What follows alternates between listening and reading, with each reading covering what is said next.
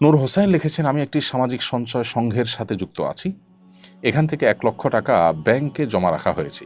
Bank থেকে যে interest দেয়া হয় সেটা থেকে ব্যাংকের চার্জ কেটে বাকি টাকা যদি সমাজের কল্যাণে ব্যয় করা হয় তাহলে কি কোনো গুনাহ হবে? এক্ষেত্রে ইসলামী শরিয়া কি বলে? ভাই নূর হোসেন, আপনার প্রশ্নের উত্তর হলো যে আপনি যে প্রতিষ্ঠানের কথা বলেছেন সেটা আপনার কথা থেকে বোঝা যাচ্ছে যে এটা সুদভিত্তিক প্রতিষ্ঠান। অতএব এই সুদভিত্তিক প্রতিষ্ঠানে আপনি যে টাকা জমা রেখেছেন সেখান থেকে টাকা জমার রাখলে তার বিপরীতে যে ইন্টারেস্ট দেওয়া হয় সেখান থেকে ব্যাংকের চার্জ কেটে, অর্থাৎ ইন্টারেস্টের টাকা থেকে যে ব্যাংকের চার্জ কেটে বাকি টাকা আপনি সমাজ কল্যাণমূলক কাজে যদি ব্যয় করেন তাতেও আপনি সুদের দায় থেকে মুক্ত হবেন না। প্রথমত ব্যাংকের চার্জ ওই সুদের টাকা থেকে কাটাই জায়েজ হবে না। কেন?